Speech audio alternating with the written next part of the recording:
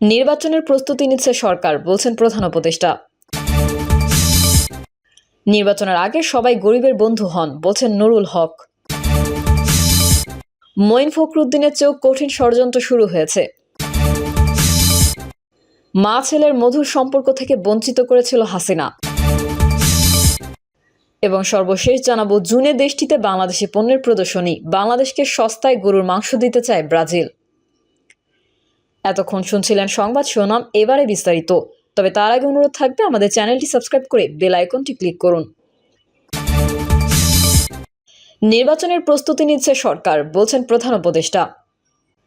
জাতীয় নির্বাচনের পাশাপাশি স্থানীয় সরকার নির্বাচন নিয়ে অন্তর্বর্তী সরকার কাজ করছে বলে জানিয়েছেন প্রধান উপদেষ্টা ডক্টর মোহাম্মদ ইউনূস।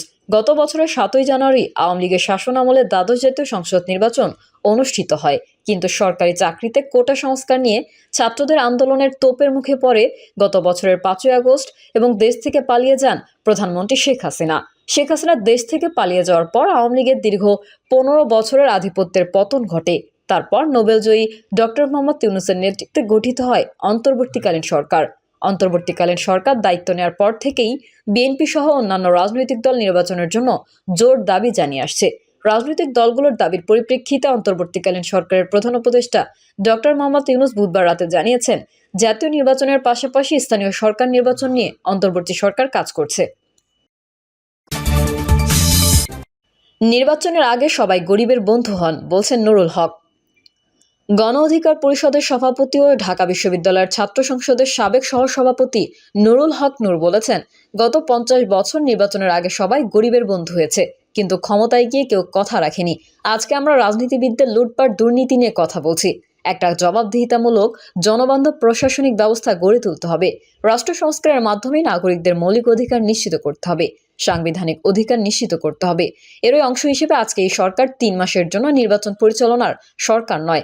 এই সরকার দেশকে বর্তমান অবস্থা থেকে উত্তরণে রাষ্ট্রের কাঠামোগত সংস্কার এনে দেশকে একটি মানবিক রাষ্ট্র হিসেবে গড়ে তুলবে। নুরুল হক বলেন, যদি লুটপাট করার আশায় এমপি মন্ত্রী হন, উপজেলা চেয়ারম্যান, ইউপি চেয়ারম্যান হন, তাহলে কিন্তু এই পরিস্থিতির আর বদল হবে না। সেই জায়গা ছেড়ে আমাদের আহ্বান থাকবে একটি গণতন্ত্র সহনশীল বাংলাদেশ বিনির্মাণের। এখন সময় এসেছে, সঠিক প্রার্থীকে ভোট দিয়ে আপনারা জাতীয় ও স্থানীয় নির্বাচনে বিজয়ী করুন। মঈন ফখরুদ্দিনের চেয়েও কঠিন ষড়যন্ত্র শুরু হয়েছে। বিএনপি চেয়ারপারসনের উপদেষ্টা জয়নুল আবেদিন ফারুক বলেছেন, মানুষ অন্তর্বর্তী সরকারকে বিশ্বাস করছে, আরও করবে, কিন্তু এখন মনে হচ্ছে বিশ্বাসের ঘরে ষড়যন্ত্র চলছে। প্রধান উপদেষ্টাকে উদ্দেশ্য করে তিনি বলেন, ছাত্র জনতার অভ্যুত্থানকে যদি সমুন্নত রাখতে চান, তাহলে অবিলম্বে জনপ্রতিনিধিদের হাতে ক্ষমতা হস্তান্তর করুন। দেশে ইতোমধ্যে মঈন ফখরুদ্দিনের চাইতেও কঠিন ষড়যন্ত্র শুরু হয়েছে। এই ষড়যন্ত্র আপনাকে রুখতে হবে। জনগণ ভোট দেওয়ার জন্য প্রস্তুত রয়েছে, অপেক্ষা কেবল তারিখের। তিনি বলেন, এই ষড়যন্ত্র রুখতে দরকার 1991 সালের মতো সব আন্দোলনকারী দলকে নির্বাচনের আওতায় নিয়ে আসা, দিনের ভোট দিনে করে সংসদ প্রতিনিধি নির্বাচন করা। মঈন ফখরুদ্দিনের মতো আলাদা দল করলে দেশের মানুষ তা কোনোদিন মেনে নেবে না। ষড়যন্ত্র করার আগে তা রুখে দেওয়ার শক্তি তারেক রহমানের আছে। জয়নুল আবেদিন ফারুক বলেন, 16টি বছর শেখ হাসিনা বাংলাদেশকে তছনছ করে দিয়েছিল। ক্ষমতা টিকিয়ে রাখার জন্য হিন্দুস্তানের কাছে নতজানু হয়েছিল। আর এসবের প্রতিবাদ করতে গিয়ে বিএনপির ওপর নেমে আসতো মামলা। সেসব মামলাকে উপেক্ষা করেই আজ দেশে গণতন্ত্র প্রতিষ্ঠিত হয়েছে। জয়নুল আবেদিন ফারুক আরও বলেন, 50 বছরও নাকি রাজনীতিবিদরা সংস্কার করতে পারেনি। বর্তমান প্রয়োজন রোজার আগে সমস্ত আওয়ামী সিন্ডিকেটকে আইনের আওতায় নিয়ে আসা। যদি আমরা ন্যায্য দামে পেঁয়াজ, মুড়ি, কাঁচামরিচ কিনতে না পারি, তাহলে মুগ্ধদের রক্ত দিয়ে কী লাভ হলো? মা ছেলের মধুর সম্পর্ক থেকে বঞ্চিত করেছিল হাসিনা। দীর্ঘ 7.5 বছর পরে বিএনপি চেয়ারপারসন বেগম খালেদা জিয়া ও তার ছেলে ভারপ্রাপ্ত চেয়ারম্যান তারেক জিয়ার সঙ্গে ঐতিহাসিক সাক্ষাৎ হলো আজ। এটা যে কতটা মধুর সম্পর্ক তা কেবল মা সন্তানরাই বোঝেন। আর এমন মধুর সম্পর্ক থেকে মা ছেলেকে বঞ্চিত করে রেখেছিল স্বৈরাচারী হাসিনা। এমন মন্তব্য করেছেন ঢাকা বিশ্ববিদ্যালয়ের সাবেক ছাত্রনেতা ও কেন্দ্রীয় ছাত্রদলের সাবেক সহ-সাধারণ সম্পাদক আসাদুজ্জামান পলাশ। তিনি বুধবার বিকেলে মাদারীপুর পৌরসভা যুবদলের কর্মী সমাবেশের বক্তব্যে এই কথা বলেন। আসাদুজ্জামান পলাশ বলেন, কতটা নির্মম, নিষ্ঠুর আর অত্যাচারী হলে মা আর সন্তানকে আলাদা করে রাখে, যেটা করেছিল স্বৈরাচারী খুনি হাসিনা।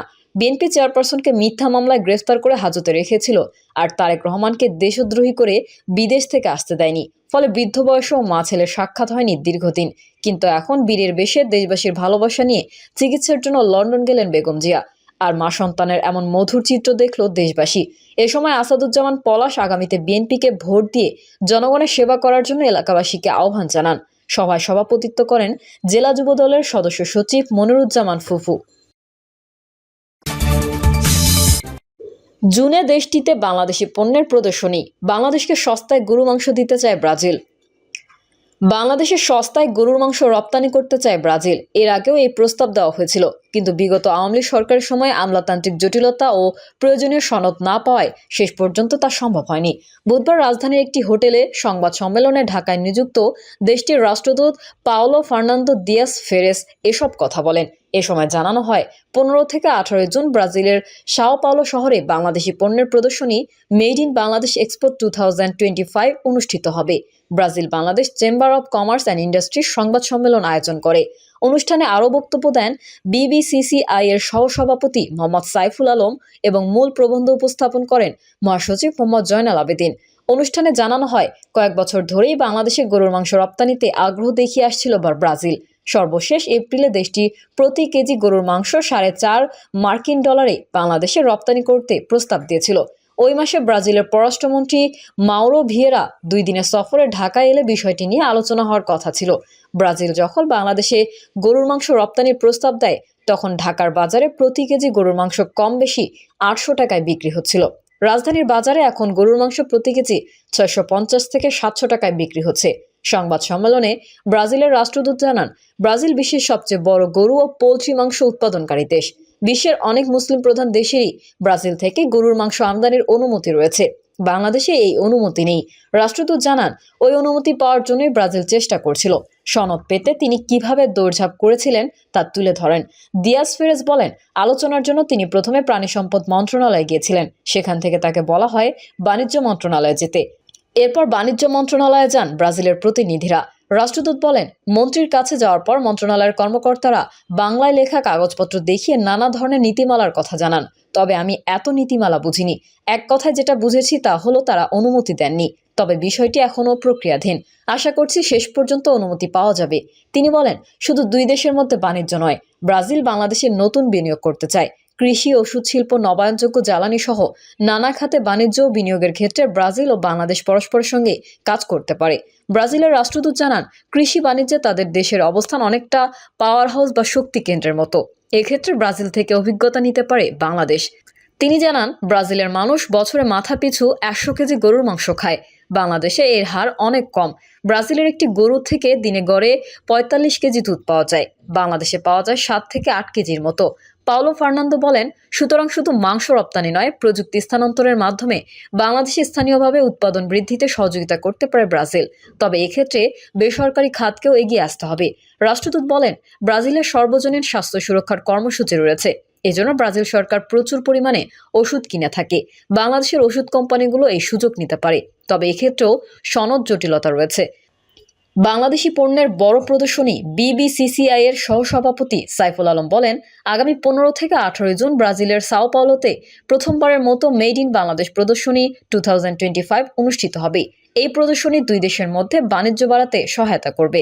বাংলাদেশে আমদানিকারকদের পাশাপাশি রপ্তানিকারকদের জন্য নতুন বাজারে প্রবেশ ও তাদের ব্যবসা সম্প্রসারণের সুযোগ সৃষ্টি হবে। সাইফুল আলম বলেন, ব্রাজিলের সঙ্গে বাংলাদেশের বাণিজ্য প্রতিযোগিতামূলক নয়, সহায়তামূলক। ব্রাজিল থেকে বাংলাদেশের আমদানি হয় $300 কোটি পণ্য, কিন্তু বাংলাদেশ থেকে ব্রাজিল রপ্তানি করেছে বছরে মাত্র $100 কোটি। সংবাদ সম্মেলনে জানানো হয়, বাংলাদেশ থেকে 100 থেকে 150 জন ব্যবসায়ী প্রদর্শনীতে অংশ নেবেন। এর মাধ্যমে বাংলাদেশি আমদানিকারকদের জন্য ব্রাজিলে ব্যবসায়িক সংযোগ গড়ে তোলার পাশাপাশি সয়াবিন, চিনি এবং শিল্পের যন্ত্রপাতির মতো উচ্চমানের পণ্য খোঁজার সুযোগ সৃষ্টি হবে। প্রিয় দর্শক, এই ছিল এখনকার সর্বশেষ সংবাদ। আপডেট সংবাদ পেতে চ্যানেলটি সাবস্ক্রাইব করে বেল আইকনটি ক্লিক করুন। কমেন্টে আপনার মতামত জানিয়ে আমাদের সাথেই থাকুন। ধন্যবাদ সবাইকে। আল্লাহ হাফেজ।